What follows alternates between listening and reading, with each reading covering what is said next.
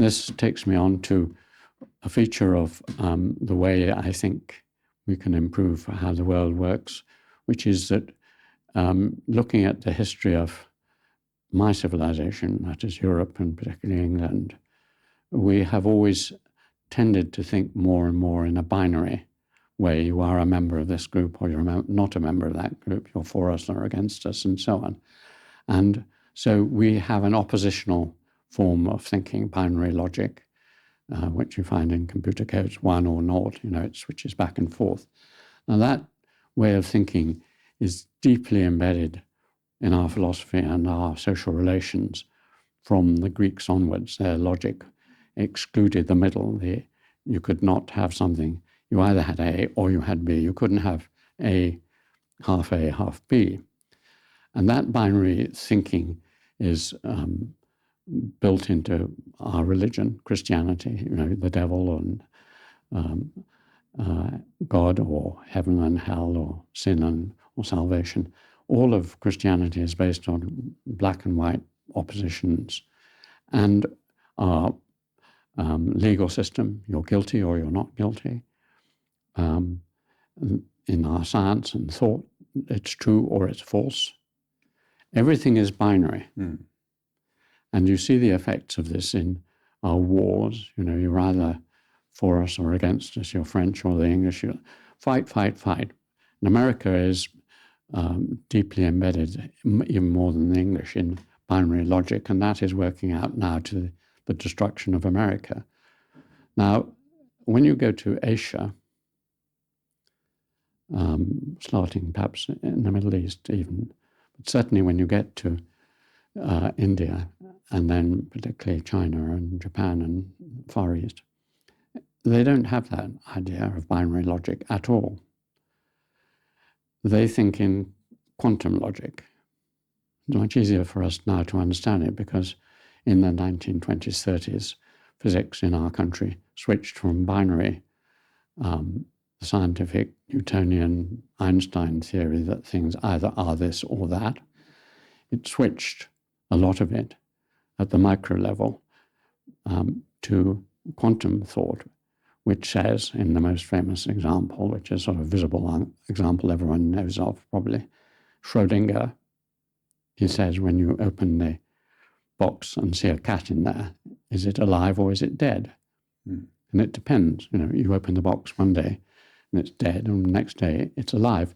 The cat is both alive and dead, and the movement of the particles, which you can't predict, can go either into that or into that. So once you start to look at Chinese logic, which I know a little bit about, the yin-yang symbol, yin female contains a bit of maleness. The black, which is the female, contains a little pocket of whiteness, and the other side has a little of the other. So males are a little female.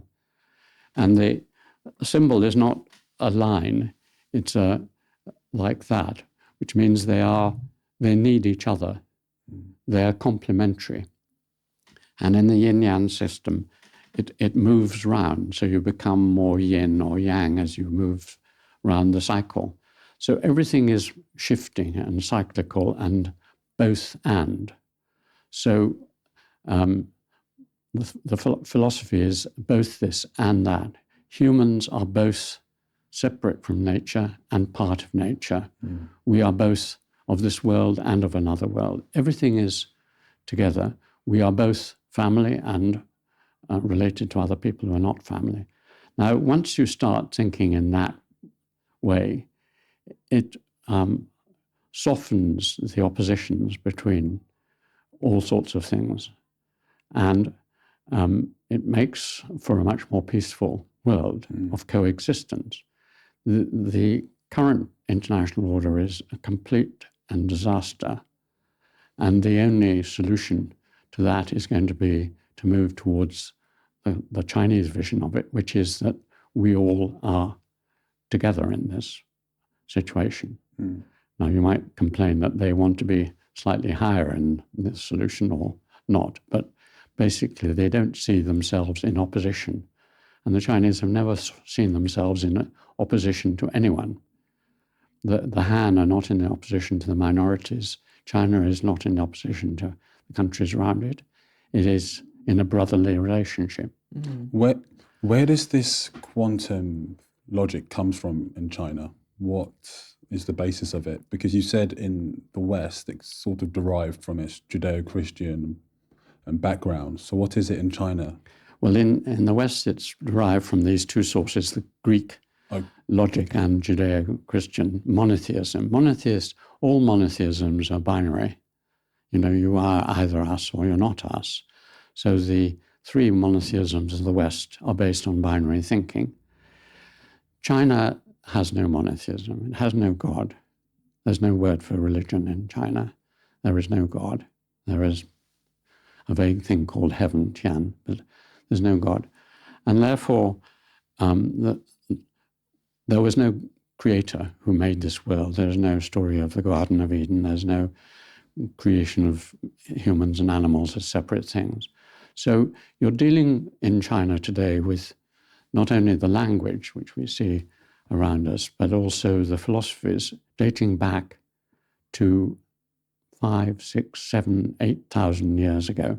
So you're dealing now in China with ideas that were current in very small settler farmer communities along the Yellow River when they first domesticated plants and animals and set up little villages and so on, where they were animists, what anthropologists call animists. That means the spirit or anime is in nature.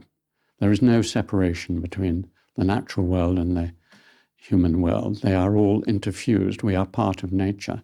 And that nature religion, which is what you find in Japan with Shinto, or in China with Taoism, the Tao, is still there. It's the dominant way of thinking in China, Taoism. Still, there are things on top of it, Buddhism, Confucianism, but they are Taoists.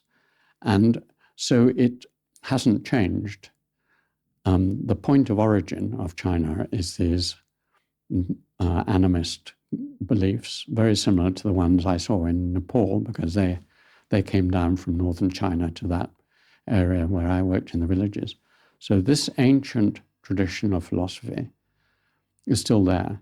Our ancient tradition of philosophy, which partly comes from the Greeks and partly from the accidental discovery of God by Abraham or whoever, invention of a single God, those two streams have now come together in the world from very different origins.